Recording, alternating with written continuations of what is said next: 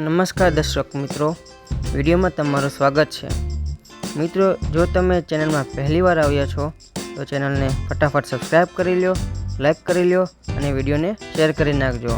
મિત્રો, ભાવનગરમાં વહેલી સવારથી ધીમી ધારે વરસાદનું આગમન થઈ ગયું છે।